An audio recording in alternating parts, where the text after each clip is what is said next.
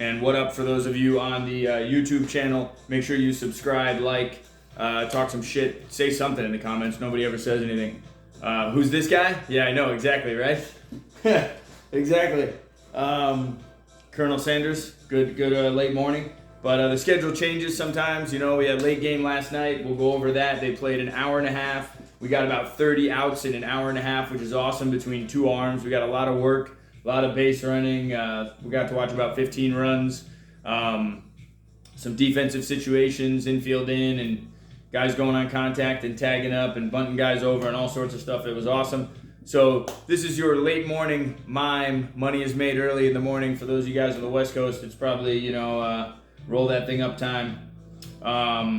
But today we wanted to talk about, we'll talk about that game a little bit. We were going to talk about the leagues, right? Jensen, going to break down the leagues. What have you been doing? What have you been doing with the leagues? What have you been doing? Keeping track of all the transactions. Jensen's been keeping track of every transaction in every league. We will say what's up to Joey V. Joey V's doing pretty good. He started yesterday's game with a knock. He's pretty impressive. He's come a long way. And then we'll go over the leagues. We'll go over the transactions he's been keeping track of, just league by league, so you guys can get an idea of how hard it probably is to get a job and how many jobs there are actually open. And then cover some other stuff that guys have been sending me along the way that they want to talk about. If there is anything that you want to talk about, feel free to drop it in the comments or send us a DM or some hate mail or whatever, and Jensen will answer it. But Jensen, how'd it go last night? It went well. It went well?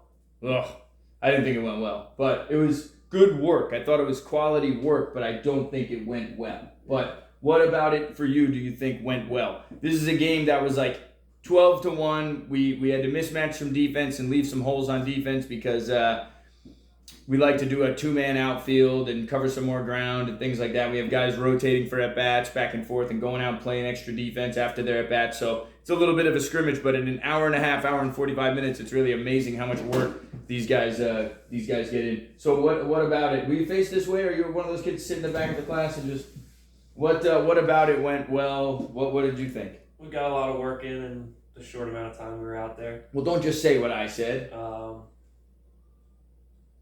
Got to see some guys make some good plays in the field. Dezel looked good short. Dezel made some plays. He also threw a ball away. So for me, the defensive side of the game was sloppy, and the grass was wet, and things were, you know, moving fast. But I think too many guys are not taking care of the ball. You know, like, what kind of ball are we using? A wet ball. No, we're using a Major League Baseball. We're using American Association, Frontier League, Atlantic League Baseball every game. And you guys need to take care of the ball better. You know what I mean? There's too many opportunities to throw a good ball that is pretty dry, and we just throw that thing away. We don't take care of the ball. There's a play where the runner is coming towards the third baseman. He doesn't want that out at all. He throws it away. Dezel makes like a little tricky pick. He probably shouldn't throw the ball. He should see that the runner's gaining on first. He throws it anyway, throws it away. Those are things that are going to make people not watch. All right? And so to be honest with you, we had the opportunity to invite a guy I know in the Atlantic League. And that's why I posted that on the story yesterday. And the reason I didn't wasn't so much because of my main guys, but it's because of some of the other stuff that, you know, I don't know if we need to, you know, expose all that, you know, on a Thursday where we're trying to get as much work in an hour and a half. Because in an hour and a half, it'll be sloppy. Because the difference of being at our field and getting this work in is guys are busting it. You know, like, it's foul balls, pinch run, play extra defense. We're running to start the innings if we're rolling them, or we want to see situations with guys on. We're turning double plays with 2 and 3 and 4 outs so we can get as much work as possible and get all the outs that we can. So let's say we're in a tour game. All you guys, all the copycats, you could learn something. Write this down in your little notepad. Let's say you're in a tour game and they say they're going to roll it, and you know, you guys have you got, I don't know, for some reason you have no outs, you have 2 outs, you have whatever it is. You can make a play out of something that's not and showcase yourself, whereas like a lot of people just throw their hands up and they're like, all right, that's it. So like, it's a single, runner at second, your team's hitting. You round first base, like, you stop, you dap it up, you're, Jesus, me and you, baby, my hitting coach. But really, what should you do? Keep running. Go to fucking second is what you should do. You should go to second and make this Atlantic League team that you're playing in spring training throw you out because they want to roll the inning because you rolled them. So freebie for the copycats. You know, it's going to take you 20 years to catch up anyway, so I don't mind throwing you a bone once in a while. But directly yesterday's game, let's talk about what I thought one thing that killed the game was early in the game when the team that was losing got a couple of base runners. They had hit by pitch, single, walk, out. Okay, they scored one run out of that. I don't know if it was the very next inning or what happened.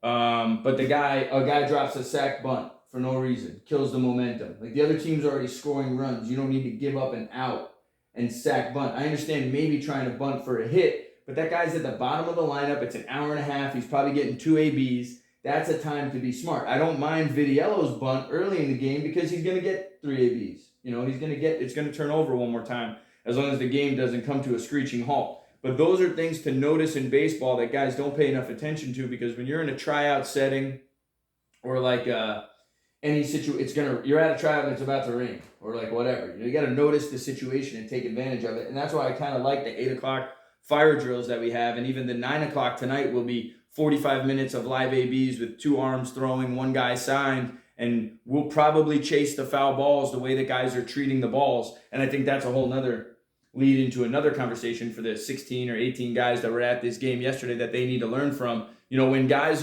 have the option to give a $15 ball in the air or roll a $15 ball on the wet grass, you know, that's why we make decisions like foul ball, chase it. You know, we have games where we literally make the guys chase the foul ball when they hit it so that they can't stand in there and spoil 4 or 5 pitches. We lose those balls. It's pointless for the guy because he's facing a guy that we're facing all the time, Charnin and Petrick. They're our guys. So we're going to continually face the same guy over and over. Is it fair to the pitcher to just let these dudes just, you know, flail through shit? I want guys to square it the fuck up. And so that's what we're training for in these live at-bats in 45 minutes tonight. And like last night on the video, I'm posting some, you can read your phone. Go ahead and check it out, man. You're the boss. Last night on the videos, we're, you know, guys are commenting, veteran guys, you know, Baseball Brilliance and other guys are commenting on you and him and the videos we're posting on our close friends and saying, swing the bat, dude. Stay in the box, dude. And that's what I said yesterday was, let's get into the mentality of staying in the box. Let's get into the mentality of hunting everything down the middle and making the most out of what we can make out of it. And we're not doing that. There's a lot of like, take one, all right, it's 2-1 or first strike or whatever, when you need to start feeding that aggression so that when it comes time to bang, we can bang, because really this is all just work to get to where you're getting to. So yeah, I see 3 ABs and 2 ABs in some of these spots yesterday, but I think it should have been 5, 6 ABs. I think guys are not swinging enough and putting it in play, for 15 outs on each arm's end, which each pitcher really didn't get 15 outs. You got about 10. There were a couple errors, double plays, caught stealing, things like that. You know, there were poor decisions defensively. And so I want you guys to be ready for this faster pace, faster everything when we do these on Thursday night, Friday night, whatever it is, for an hour and a half, 2 hours, because then when we do have time, you're going to feel like you can slow the entire game down, and that's the point. So, can't get outs if you won't throw strikes. Hey, you can read some of these out, bro, if you see them. You know, I don't mind. What do you got? Time of the year calls for different approaches. Mm-hmm. So Utah said. And Utah's right. Utah Okazaki, longtime guy, says the same thing Aaron Brill says. He says, why are you guys not swinging now? It's February. Like, what's wrong with you? And you're swinging a good amount, but you're not swinging enough. Batman is sleeping on the couch over here. I think he's out cold. But not enough swinging, and there's still a lot going on. So imagine how much would be going on if you were swinging more. So I think, you know, I'm sure the boys last night, I told them at the end, yeah, hey, great job. But really, I mean, I think for the group that it is and for the lineup that it was and for the 2 arms and for how many strikes they threw versus the work that was done, which they didn't throw a ton of strikes. You know, there were 2 hit by pitches, I think, and there was a couple of walks and 2 outs and then a walk and whatever. And like, those are the situations that the hitter needs to learn. Like, okay, I could expand this situation here because it's not going to hurt me with Joe. Me walking with 2 outs here and taking a borderline pitch or 2 earlier or a fat pitch earlier is not going to help me with Joe. Yes, I agree. Jensen's hair is a mess. It looks like the pillow combs his hair. You want a hat? Sure. I got hats. Go in the closet, grab any hat you want. You can grab Jensen. He's always doing it in my shirts and hats. There's an assortment of, even on the, you know, go ahead, feel free. But the guys probably think it was great work, but I don't know if it was like great work. I liked having Fick out there, the guy that came. That was awesome. Get some work with the guy that plays in the Glow in the Dark League, who's with the Delray team. That really, I think, is one of the guys that has the most fun. I love playing with DeLu. I love playing with some of the older guys, Farrow and those guys that I know for a long time. But having that guy out last night was just like a lot of energy and a lot of good talk with Coach Lou Siciliano from the Vipers was there. And it was pretty entertaining with him. And then to see some of the guys, there's I hadn't seen it a little bit, and some of the guys from the tournament also were there playing. So Goffstein and Hannibal, we'll go over some of those tournament numbers and some of those other things as we go down the road and break down what those guys did. But really now you can see the team start coming together with like 2 full squads, and then by next week another full squad. And got to make it interesting, man. It's probably going to be, if you lose, you don't play. It's probably going to be the guys that are going on the road and that are locked in are going to get the ABs on the live ABs days. It's probably going to be, we got to put some things on the line, man, because it gets boring.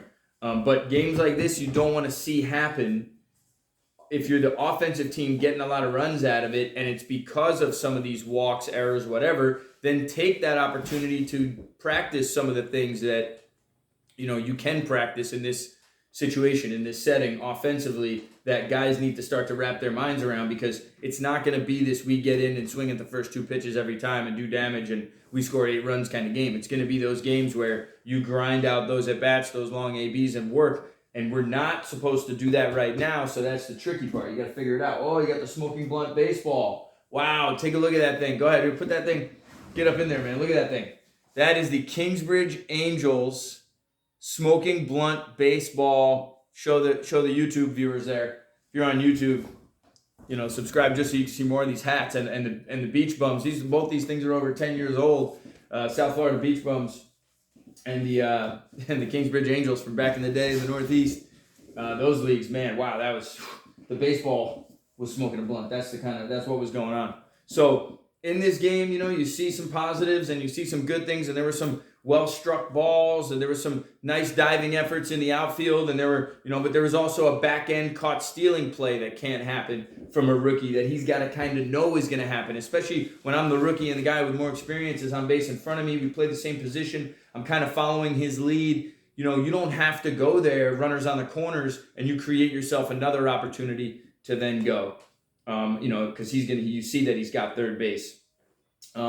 Situations like that. Anything else you got? Oh, I also thought some of our young guys, like who are trying to get a job in college, were working out for Lou, maybe a little overzealous in that game, because and this is the first inning for them, right? It's guy flies out to left, dude gets hit by a pitch, we give him a runner. That guy steals and ends up scoring. The guy that stays in and hits ends up walking, right, and getting on. Guy next is Marcano, single down the line, I think, when they're running over the bag or whatever, right? We call that ball fair. The guy scores. Goffstein comes up, walks, dragging out the inning. Put yourself in a tour game. If this isn't a tour game, what should Chang do when he comes up?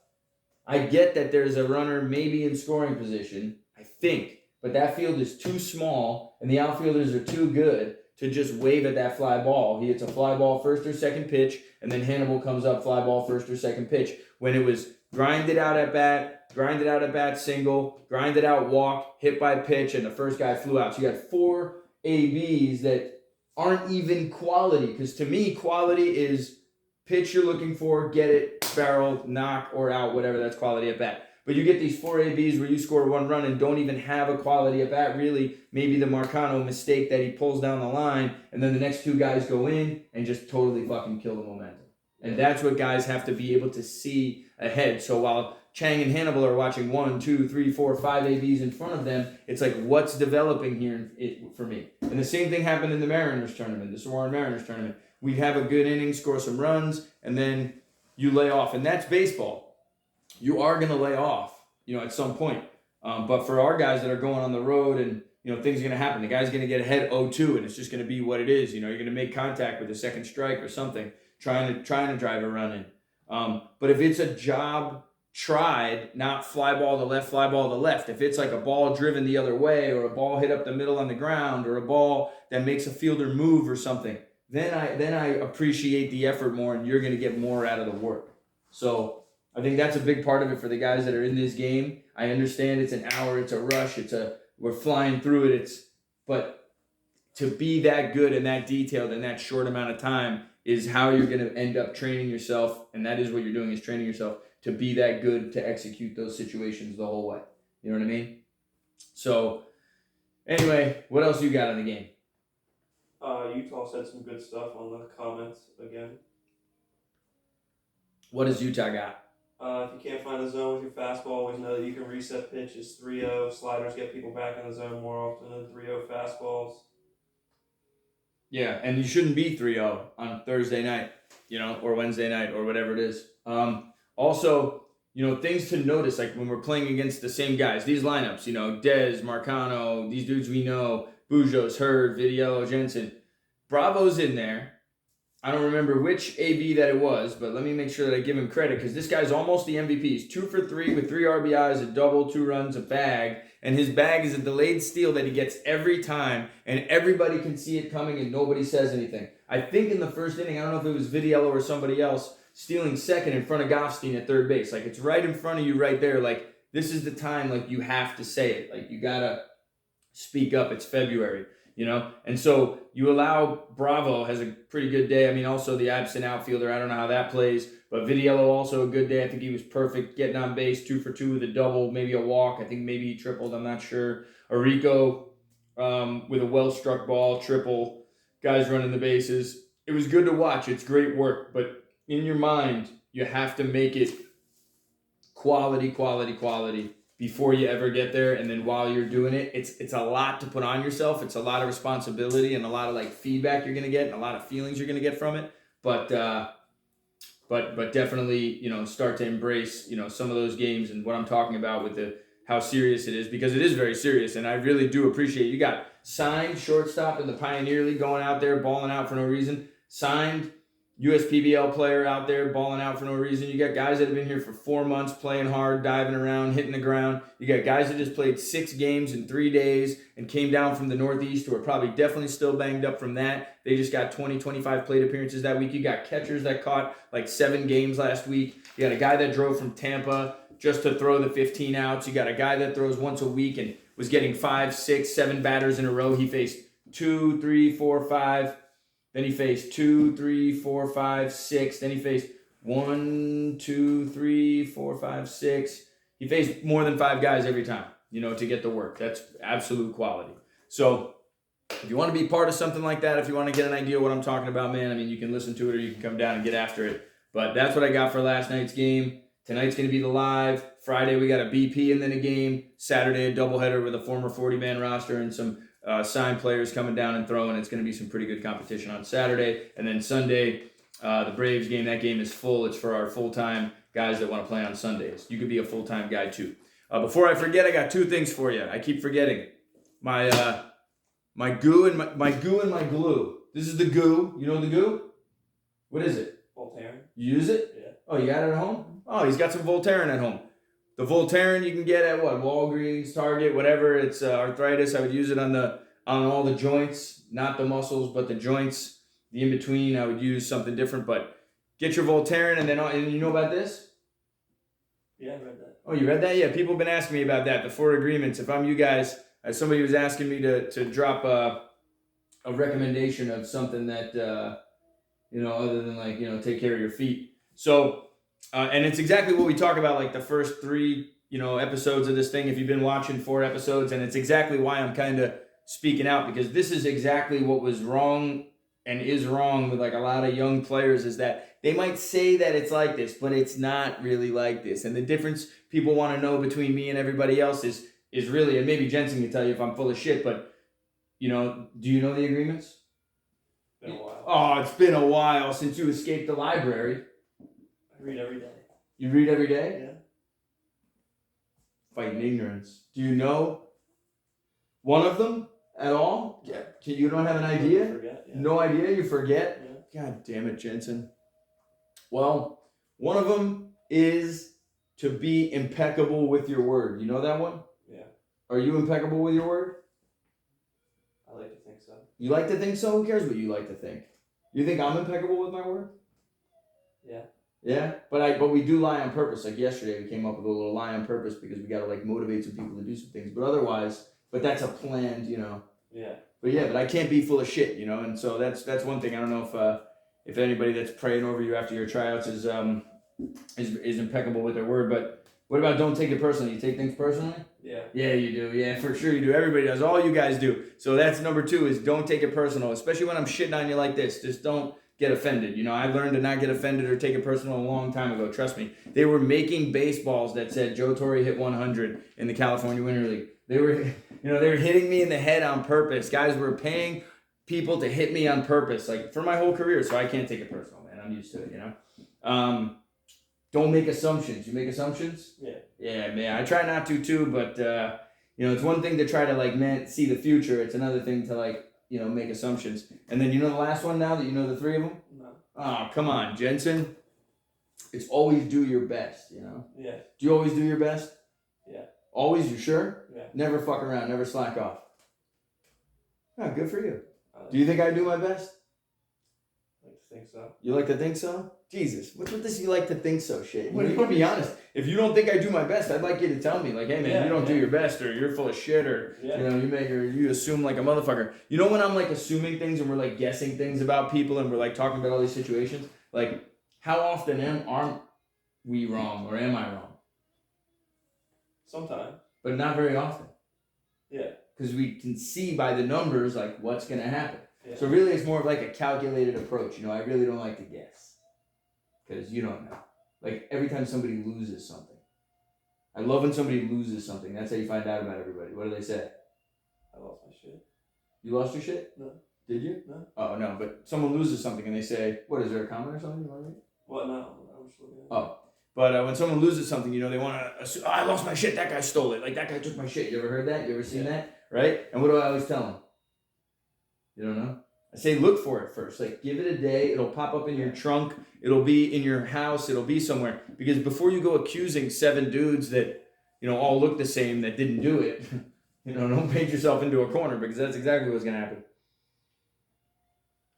Patience, baby. A little bit of patience goes a long way. So on this Thursday, and we're cruising right along. That's nice. You got your game recap. You got your couple of tips for the day, the 4 agreements. Get after it. There's a part 2, 3, 4, 7. Get after it. Read that. Get yourself some Voltaren on your joints. And remember, easy on the joints. Smoke the joints. Don't beat the shit out of them. We have, definitely a difference in the definition. So I don't know if anybody ever has any questions about what we're defining. Feel free to ask because my definition of some of these excuses and some of these things are definitely different than your definitions.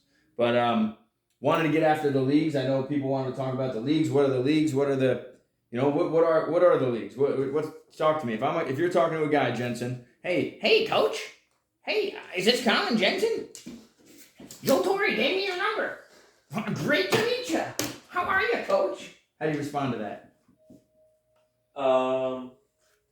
Wait, I thought we were talking about the 4 leagues. Correct. And I'm calling you to talk about the 4 leagues. I'm like, hello?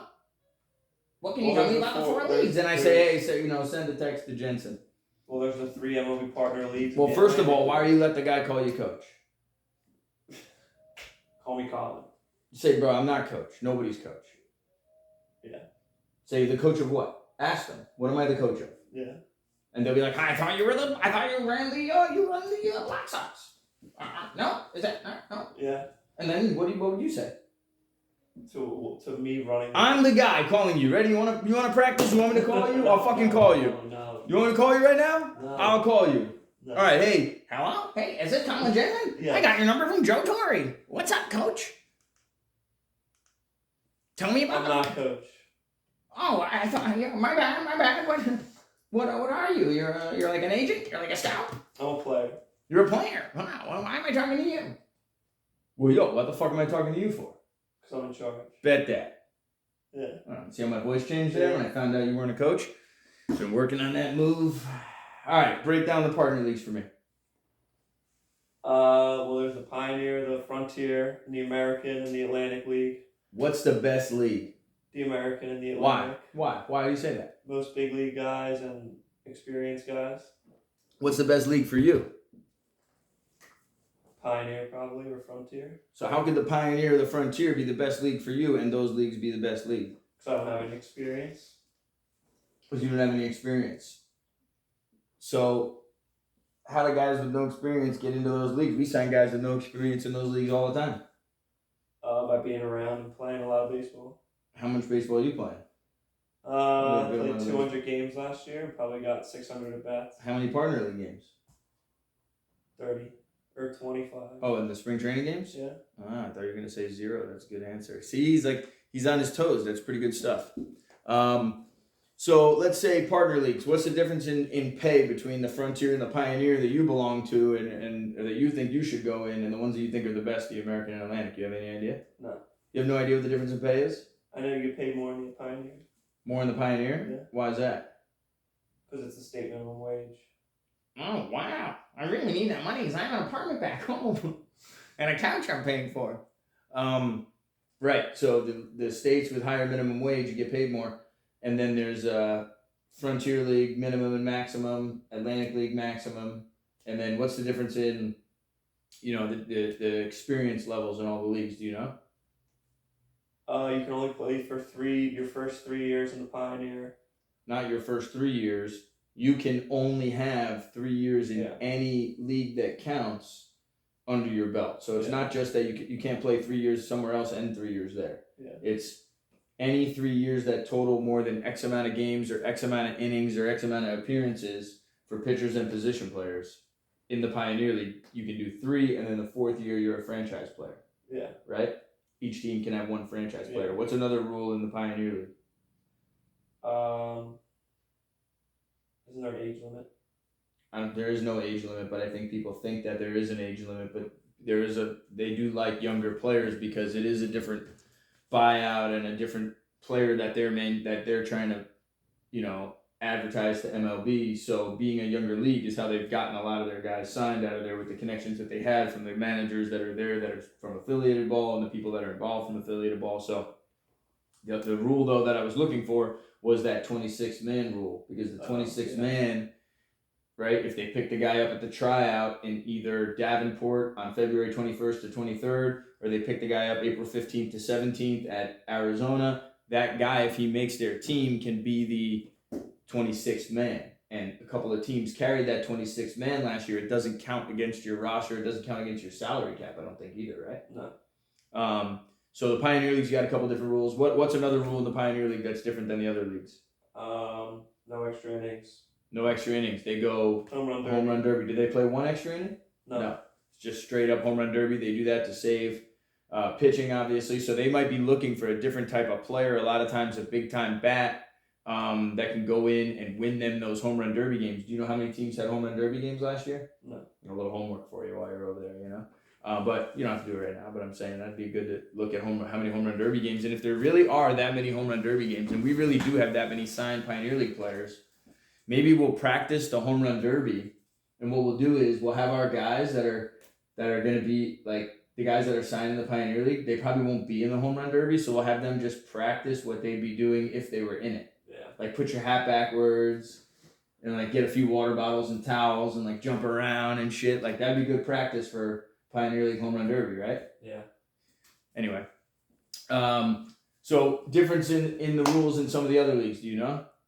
No. You don't know the age. You don't know the age rules in the Frontier and the American or the Atlantic. No. All right, so let's stay on the Pioneer then, and we'll break down the other 3, another day. But the difference between the Pioneer and the other 3 is the Pioneer's only been around as an independent league, which is not really an independent league. It's an MLB partner league, and there's only 3 MLB partner leagues. And Howie Rodriguez is right.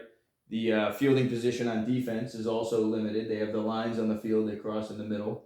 Oh, yeah. Yeah. Oh, yeah. They have that. They also had, I think, halfway through the season, moved to different baseballs, and I think they've done that a couple of times halfway through the season. What's that? They're bigger. They used the bigger balls, yeah. And then I think they also had some other like rule things in there, smaller things. But one of the main things is that they've been around for 1, 2, 3, 4, and now 25 years, and they used to be all of those affiliated clubs. So what they've done really to expand to California and some of the other places is kind of brought Indy ball or really MLB Partner League ball to Indy ball, out west again when there hasn't been a league out in California since the 2019 Pacific Association where Aaron Miles last managed for the Pittsburgh Diamonds, who's now the manager of the Oakland Ballers. So really it kind of comes full circle, and to understand, I think players need to understand that the reason that there's MLB Partner Leagues and the reason that there's these 3 and we're 4, the Atlantic is not an MLB Partner League. And some of it has to do with like how these leagues are broadcasting their games and everything. But, they wanted to break away from indie ball because you got these owners that are going in with millions and billions of dollars who own all these other things. And really the baseball team that they own is probably the last thing that they own. And it's not the most important thing that they own. So the last thing that they want is to be associated with something that not that they don't care about it, but that they're not as invested in as their $1 billion or whatever, that they've been building forever. And I'm not saying that they're not invested. I'm just saying that I would want to be, and I am disassociated with the lower level of pro baseball, indie baseball, because you don't want to be associated with that. So teams, and what leagues are those?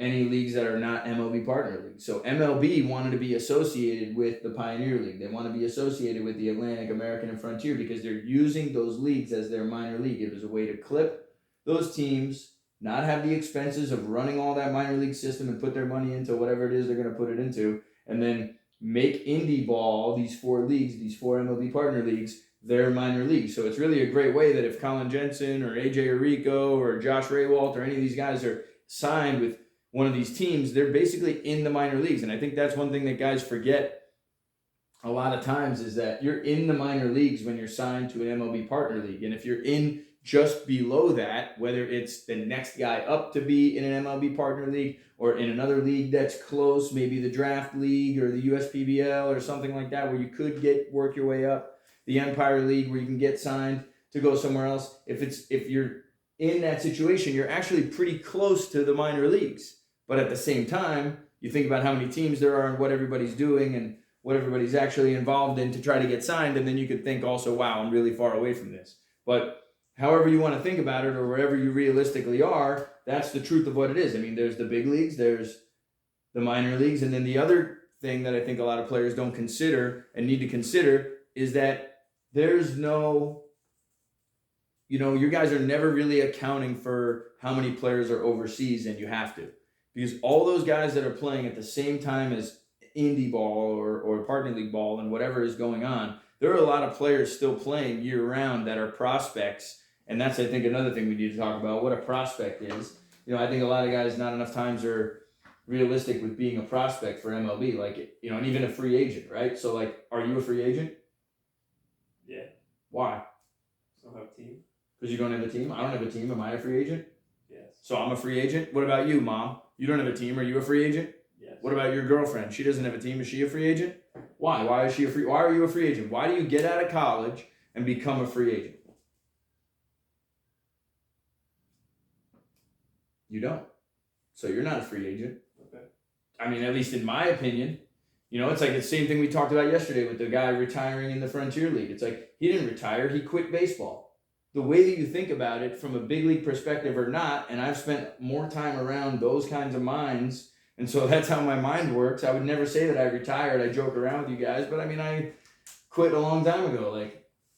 You quit baseball. You don't retire, and you can't say you retired in front of people that played in the big leagues who haven't quit yet, and when they're done playing, they will have retired because they had a big league career, so you can't say that. And then, so this kid retired, and I'm sure after he was done, released, or finished the season wherever in the Pioneer League, when he was a free agent, you know what I mean? You're only really a free agent if you had time with a club and got clipped and are a prospect.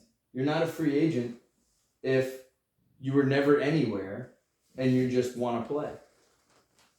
Yeah. So what are you? Just a player. But what do we call it? What would I call that? Do you know? No. I call it trying to play. Yeah. So that's what a lot of guys have on their Instagram, professional baseball player, and I call it trying to play. You're trying to play. You're not a professional baseball player. You're trying to play. Until you play professional baseball and get paid really get paid and be whatever is considered to be a professional baseball player, then you can say professional baseball player. And even then, I would still use the term lightly, because a lot of the big league guys and the experienced guys and the old school guys that I know don't consider pro ball the same thing as you guys consider pro ball. So I always talk about the verbiage and the definitions, and I think those are important verbiage and definitions to know when talking about the leagues and experience requirements and all those different things, because I think not enough guys really get what the definitions mean. What do you got? Anything good? Conyo? Conyo! Howard said that they're going to get rid of more teams and use independent baseball as a minor league system. Howard Rodriguez says that they're going to get rid of more teams and make independent baseball a wider system, and that is what they're going to do. They are going to continue to expand and keep growing this thing. I heard it a few years ago in the Frontier League before some of this stuff happened. I've heard that the Atlantic League turnover was going to happen. I've actually pre-recorded a lot of videos that I didn't post because I just didn't want to blow anything up. But I mean, yeah, it's going to expand. Why would you spend more money in the minor leagues if you don't have to? If you have this minor league system, it works. You buy the guys for cheap. They have the at-bats already. They have the innings already. Like, look at Jones and McKenna, our two guys. You know, they could go in and help any organization at any time. And if every organization knows that, they're building their own depth chart for when this guy goes down or when this situation happens or this contract is up. I know that this Jones guy who's throwing 96 is over here and he's got this experience this year and he threw this many strikes and he did this. And these are all his charts and all his numbers and all of his data. And that's exactly why this thing is that way. But back to the free agent thing, I bet a lot of guys on here and my guys that have played for me think that they're free agents. And that's why I laugh when I get these emails and I share some of them with you. You see, like, free agent guy looking for any affiliated opportunity. Like, you're no different than me not playing in high school or college and just rolling up to a Jackals tryout and being like, free agent, I'm a prospect. I'll take anything. I'll go to affiliated ball. Like, no shit, you will. Yeah. Okay, so how is everyone a free agent? They're not free agents. How is everyone a prospect? They're not a prospect. What makes you a prospect? Being good. Being good? What the fuck? What is involved in being good? And being with a team. Being with a team, but what does that mean? Being with what? The poopy doopies? Yeah. And so I'm on the poopy doopies in Oshkosh. You know what? No, in a partner league or affiliate. So being on a real team makes you a prospect to go to the big leagues. What if you're not in a minor league system? You're not in indie ball. You're not in a partner league. You're not on the Black Sox. What makes you a prospect? You're not. If nobody knows about you, you're not a prospect. If nobody, when people say like, I'm talking to teams and whatever, and it's you hit up somebody like, when is your tryout? That's not talking to teams. So being a prospect is actually, and I think it involves multiple things. But if you don't have any tools, right? If you have no real tools, what are tools? Hitting, throwing. Man, this is the most boring. This guy, this is why he's Frank Podko part 2, but he's pretty good. He's awesome. He's actually, guys, he's the reason you're getting signed. He's the reason all these signings you see and all the shit, all the work that gets done, that guy. And that's the reason he's sitting here today. He's just a little camera shy. It's going to take him like a week or two with MILF Media Productions on the road, and he's going to be a stand-up comedian. I kind of see him being like the next Stephen Chambly. I've been watching, you know Chambly? No. Well, anyway. You should try out for one of those teams. I think you could be good. But I got to put him on the spot. And the reason I want him to be here is he's going to be a guy that gets an opportunity and does something, and you might have to be in these weird interviews like Howard Rodriguez was. Yeah. And how he just, totally did it up. He did good. And you'll do it up too. You will. But I'm asking you the questions because I think from his perspective, I don't think a lot of guys think about it like that. Like tools, hitting, throwing, but like what about hitting? Situational. Power, fuck situational hitting. Power, man. You gotta have fucking plus power to have power. And plus power is what? What does it mean? Hit bombs. Bombs where? In BP? In the game. In the cage, on the TrackMan thing, on the screen, you hit it and you look. In the game where? In what game? Where it matters. Where does it matter? In front of decision makers. What decision makers? Be specific. If you don't hit home runs on paper for teams in leagues that count, you didn't hit home runs. Yeah. That's it. Yeah.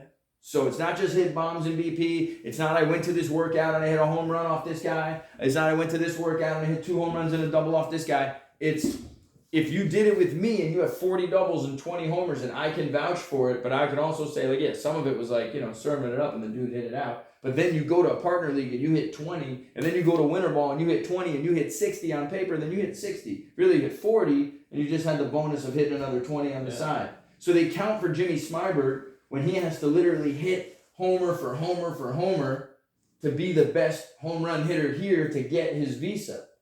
For Aaron Hurd and maybe you and maybe Bujdos and a couple guys who are probably going to hit the most homers here because you're here the longest, it might matter to you to hit the most homers here or in a league like any league that guys hit homers in. But like, really, what's the most homers anybody's hitting in some of these lower level leagues? You know, it's something you hear PJ talk about all the time. Me and PJ talk about this with all the guys. We talked about it yesterday, Atlantic League situation. A guy, and this is maybe part of your league breakdowns, you know, a guy in the Atlantic League has the chance to hit more home runs and do more damage. Why? Than the other three leagues. Why does a guy in the Atlantic League have more of an opportunity, even more of an opportunity than a guy playing in the high altitude in the Pioneer League? Why does any Atlantic League banger have a better chance of, They've done it where? How do you know they've done it? It could be anybody. Let's say it could be a guy that's done it for 2 years and he's got one more year of eligibility in this Pioneer League, and they're like, yo, we want you to come to the Atlantic, and he's like, I don't know, I could go to the Pioneer and I could ball out. I could hit 38 homers here. How could he have an opportunity to maybe hit 38 or more if he really had that kind of pop? Now, being a young guy, 2 years, you're probably not going to go to the Atlantic and get the opportunity, but we're just saying hypothetically, that's an unrealistic situation. But I'm saying, why could you mathematically hit more homers and do more offensive damage in the Atlantic League versus the other, More games. There's more games. There's more games. So if you're a really good Frontier League or American Association player, you go to the Atlantic League and you're playing more games and you have more of an opportunity to not just lead the league in homers, not just lead your Black Sox program in homers, whatever it is, but lead who in homers? The league. The world. If you hit 50 homers on paper, there's only so many people. How many people hit 50 homers in the big leagues last year? Like 2, 3. 2, 3. 2, 3, that's it. 2, 3. This is why I don't watch big league baseball. So think about it though. If a guy goes in the Pioneer League and hits 45 homers or 50 homers, he's realistically one of the best home run hitters on paper. Yeah. Anywhere. And so that's what guys have to realize about the situations that they're in, whether it's signed or trying to sign or trying to play. I don't care if you hit 40 home runs and live at bats in some college, high school backyard or whatever it is. How many? 2 guys. 2 guys hit 50. So if some dudes would go to the Atlantic League where, Patrick James has been having dudes freak out for him the entire time that I've ever known him. Broke every home run record in every league like earlier every year that he's in the league. And doubles and all. And doubles and all those numbers that those teams. That's Lexington, that's Charleston, that's Vallejo back in the day. It's New Jersey in the Frontier League one year. And for him and his guys to, like, I think Hawkins hit, 43 one year? He had 43 homers, right? So 43, like how many dudes hit 43 that year? So that's what the importance of this MLB Partner League and the drive that I have to push guys to the top of this thing, because you're going to go to MLB, that my guys that have gone to MLB in the last 10 years have been guys that are with the better organizations, playing in the better parts of the country, in the better money places to get picked up. Because honestly, without that, I don't know if it's going to happen, and that's the importance of when we talk about the different leagues and where to sign and what to do and what not to do. There are guys that I advise not to sign with certain places all the time, and they don't do it because they don't want to bet on themselves. But realistically, if what you're telling me is true, and you really did want to go to affiliated ball, what should you do to go to affiliated ball? Go to a better team. Go to the best situation you could go to, which might be the difference between if you're a pitcher signing with a offensive manager or signing with a pitching coach team. If you're a hitter, signing with a pitching coach manager, a pitching mentality manager, a guy that played in the minor leagues as a pitcher or just has a defensive mentality versus an offensive mentality. So it matters where you sign and why you sign there, but to know the importance of the leagues. That's why when guys are like, hey coach, I want any opportunity anywhere. I'm playing in any league. Like, will you, bro? What if you go there and hit 0? Because it happens to our guys all the time. They go somewhere that's over their head and we know it, and we say, hey, you're going to be over your head, take some pitches and bunt, and they don't, and then they put up a fucking 0. And Dante, there he is. Dante Whitbeck, ladies and gentlemen, a couple claps, just 2. 2 is enough. Higher altitude in the Pioneer League, yes, you're right, but it doesn't matter because you're going to play more games. games matter more, because if the altitude really mattered that much, what's the all-time home run record in the Pioneer League? It's like 35, 38. So if it really mattered that much, think about it. More guys who could really drop bombs would go and drop bombs, and dudes are clearly willing to sacrifice the strikeouts. 33. Huh? 33. 33 is the record? Mm-hmm. I mean, Broken last year. Broken last year by who? Adam Fogel. Good for Adam Fogel. 33. I mean, bro, hitting is hard, and trying to hit the homers is harder. But being a good hitter that just hits them, and I could definitely say that it's just more balls that carry and more balls that are driven and more balls that guys get under consistently. And that's why we do what we do, to hit as many home runs and drive as many balls as possible, so that when it is time to bang, and you go to Kenosha and you hit how many home runs last summer? 3. 3 home runs last summer. How many home runs have you hit now since then? Like 6. He's hit 6 home runs since the summer. He hit 3 home runs all summer and spring and everything? 4. 4 in the spring? Yeah. So this guy hit 4 homers in the spring and tour and summer. And then he's hit 6 home runs since, making adjustments in the weight room with his diet. Obviously, he's sitting right next to Coach Joe, so does it work? Yeah. It must work. I don't know. Do you feel slow and tired right now? No. You do feel slow. Yes. Yes, you do. Admit it. And that's what I was talking about yesterday and the other day with the burnout stuff. He says that, Keon Barnum did 38 in the Atlantic. Damn. Well, what did you say? No, I was looking at Courtney Hawkins did 46. Hawkins did 46. Lexington. Right, in Lexington that year. And 38 the year before. And 38 the year before, yeah. So Jensen now has broken down. He's sore. He's tired. Honestly, I didn't even want you to play last night, and that's why the couple of guys that banged on us, appreciate it. So I didn't want you to play last night, because it's okay to rest and really do nothing, especially for the at-bats that it was. Like, that's an important part of what you're doing, is to break. And you've gotten to the point now where I said it to you earlier, where you've actually worked hard enough to feel like, holy shit, I'm moving slow, my hips up here, all this stuff. Great, cool, good that we got there in February. Think about if you were feeling like that since October, what you could really be feeling in your swing and your movements and all of your actions. So now we're going to keep carrying that forward. The guys hit 6 homers since we started the training and developed the swing a little bit. 4 homers, that's 10 on the year, but 6 since we made the change. How many on the new year, 25? Do you know? No, like 12 doubles though. 12 doubles and whatever, yes. And you should be offensively dominating, fellas. Until the guys get down here that are supposed to challenge the shit out of you, that have experience, and let's go over, while we're talking about it, some of who those guys are going to be. Alone for the Pioneer thing, you'll get a couple of good arms, that come down with experience, who throw strikes and fill it up. But beyond that, when guys come down that have signed last year and have experience, facing some more challenging signed arms and guys that are competing in the low 90s, high 80s consistently, lefties with some movement, some pretty good sidearm guys you'll see along the way, some nasty shit, you're going to see some strike throwers. And so to get ready for what you're going to do going forward, like, build it up, break it down, and you'll probably hit 6 homers sooner. If you keep trying to go at this pace where you're tired, you might just be like this forever. And that's baseball, that's the thing about baseball that guys don't want to accept. And that's why we talk about the short-lived careers and the short-lived everything that's going on. It's like everyone plays for 5 minutes now, because they don't have the ability to ride this for a very long time. They're not just going to do this forever. This is really going to go like forever. When you get better like this, boom. And then you just ride that forever, and then boom. But for a lot of guys, they want to, and it kind of happens on accident, right? They hit a home run, boom. And then it's like, oh, I'm hot. It's just no home runs, like a homer. And that guy is probably going to have a more up and down. His streakiness is probably just like his playing either with us or his career or wherever he's going. The guy that's like kind of good and then like has to try something to really hit the home run or do whatever, he's also going to have this, where he's like down here sometimes too, like it's not working for him or his body's hurt or like whatever. But he's always going to be like right here. And then the guy that just gets it, that's like, all right, let me prepare myself to be as good as I can when I get out of the gate. And know that I got to just stay on this line for as long as possible. And when I can make that little adjustment, boom, I'm here now. I'm one level better. Everyone talks about that 1% better. How many times do you think I said 1% better in my life? This is probably the most right now. Yeah, I heard something at little kids practice yesterday. They said all the way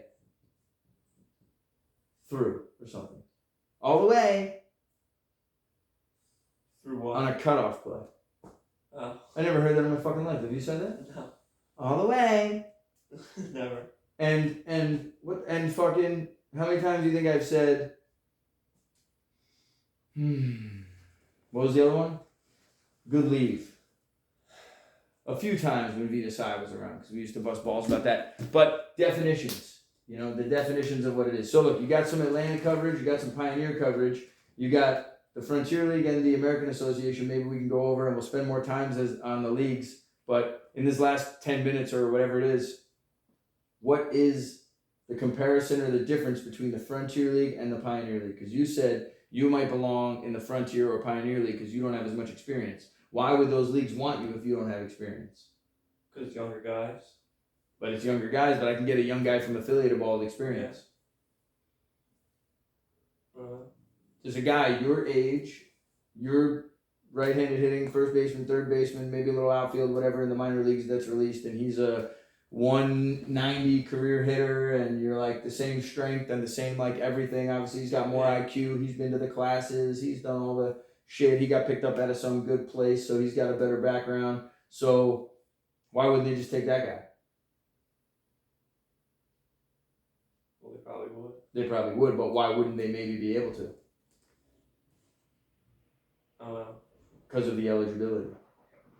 Oh. So because of the Frontier League and the Pioneer League eligibility, the 3 years or when you get out of being a rookie, your classification raises from rookie 1 to rookie 2, and then experience levels, and then veteran. So just because there's a guy your age, if he played the minor league 7 years, he might be a different classification and not be able to be signed as a rookie. You got to have X amount of rookies, and you can only have X amount of vets.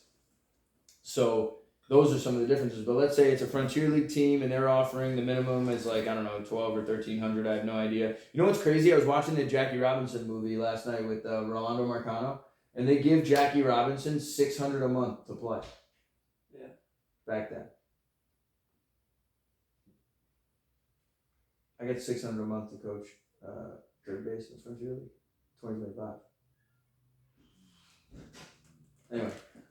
It's crazy, right? But the difference, let's say they offer, a Frontier League team offers the minimum 12, 1300, and and then the Pioneer League says, hey, 3,800 come to Oakland or whatever it is, 3,500 come to Colorado. Why is the guy not just going to go to the Pioneer League? Wouldn't you just always go to the Pioneer League? Depends on the situation. Well, what might be the situation? Well, exactly what you're saying. Offense manager, pitching manager. Some of that, yeah, but you think guys are thinking about that? I just told an arm not to sign in the Pioneer League because I know that we've been going through these transactions. I just read him to the class the other day, and I'm sure he's paying attention to the class because this is what he loves and this is what he's all about. But Gastonia, Lexington, Chicago, Gary, Hagerstown, these are the teams that are signing guys in the middle of the summer, and this is just last year. I could go back year after year after year after year. 23 players signed. Let's look at the month. Let's look at the team.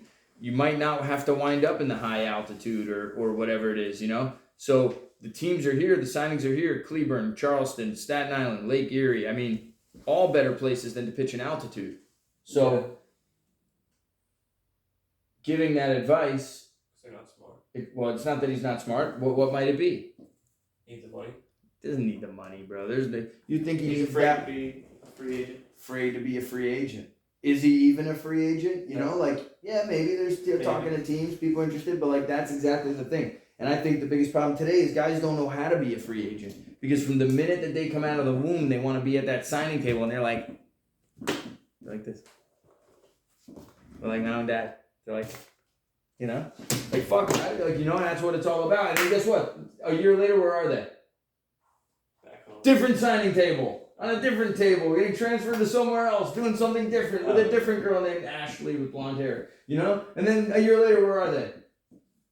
No shit, at some other, the next place, doing the next college and the next thing. So since it's all about that, there's really this fear of being a free agent and actually then doing what you're doing what Hurd is doing what a lot of guys are doing, and actually being a ball player and developing into a ball player. So that really the feeling of free agent or not, or signed or not, or whatever doesn't matter, because then when you become a professional, which you are becoming professionals and are young professional baseball players, it won't seem overwhelming what's going on because you've already put yourself in a winning mentality. You know, same thing PJ talked about yesterday with Charleston.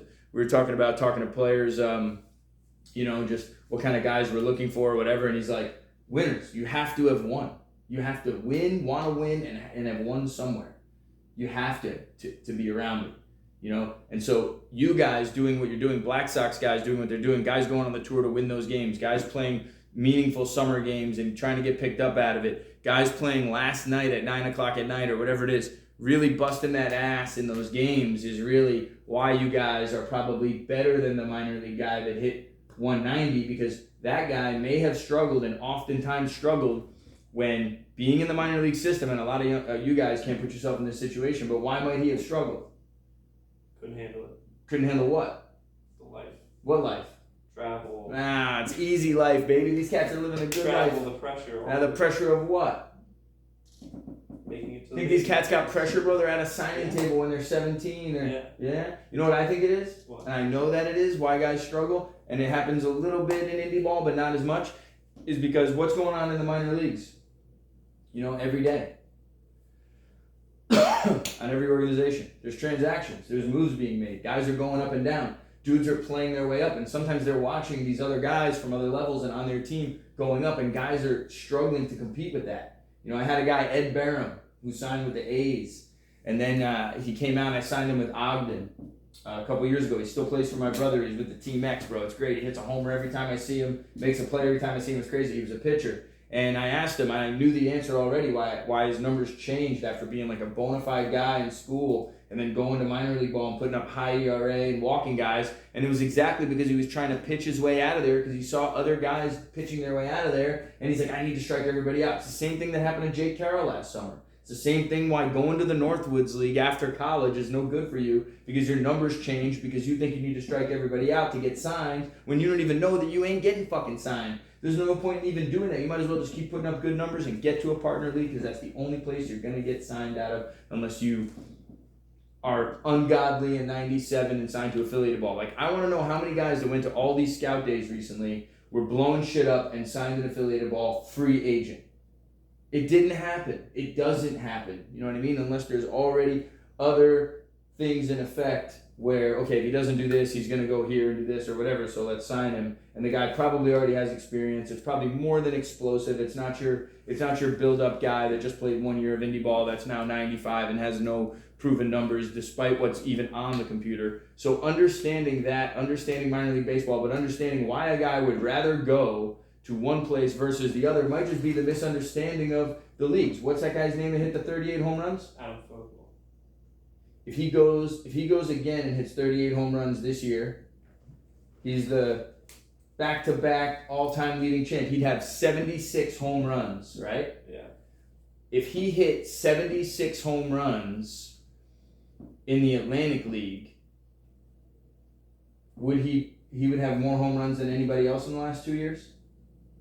Just saying. It's more games. So that's my point. Like, it depends where you prove it, right? Yeah. Like, let's say a guy, you know, especially one of these pioneer guys, 38, right? He probably won't have that opportunity, like I said, in the Atlantic because of the roster differences and where he would play, what they would actually sign him to do. But where could he go and do it?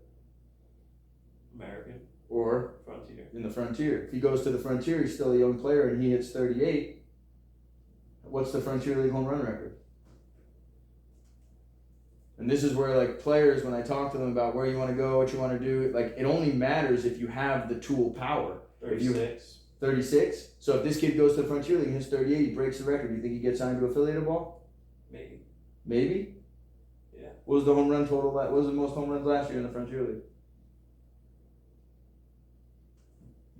And this is what I'm talking about. You know, if you're in minor league baseball and you're hitting that many, 26, so he would have broke the record by 12 if he hit 38. Would he hit 38 in the Frontier? We don't know.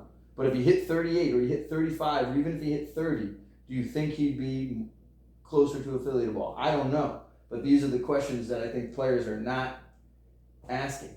You know what I'm saying? Yeah. And so, does it matter? Not until somebody wants you. Not until you have options. But I know we for sure have some guys that if they got 500 at-bats in the Pioneer League would hit over 20 home runs. For sure. Because I'm watching them hit homers with dead balls, dead pitching, dead air, you know what I mean? Like broken bats. And so it's there, but then it's the package of, the total package, what the manager wants, what the guys are looking for. And that's the difference in the leagues. The Atlantic League, that guy's going to play a completely different role because they're paying guys to play that role. So he doesn't have to play that role. He's not going to be that guy. One of the best examples I love in the Atlantic League is when Tillman hit 30 in the 9 spot. You know that? Yeah. Look up that year. It's Lexington 21, I believe. The best part about that one is he goes to Gary in 18, doesn't get picked up after, leads the team in like hits, extra base hits, and average in half the time. He's there half the time as everybody else. They go to the playoffs, doesn't get picked up, goes away for a year, and then Lexington in 22. Is that the year? Or 21, he hit 26 in 21. 26 homers in 21. 18 and 22 with Lexington. 18 and 22. The guy hit 44 in 2 years. 21 last season. 21 last year. The guy's on the same pace as all those other guys that we talk about, that are the top, guys doing it in the best league. Look at that career. See that? Yeah. You ever look at that thing? Tillman Pugh, ladies and gentlemen. Spend your time. Dive into that. Spend some time on that Tillman Pugh. But, all right, we got to get out of here. We spent too much time on Jensen. We'll have MILF Media Productions later in the week. We'll have some therapy at the field down here in Florida. If you have more questions about the leagues, let's stay on it for the week. We didn't even get to the transactions. Obviously, there's a lot to talk about and a lot to handle. Check out the 4 agreements. Get yourself some Voltaren. And if you're on that YouTube, subscribe, comment, talk about Jensen's hair and what he should do with it instead of wear the blunt smoking baseball hat.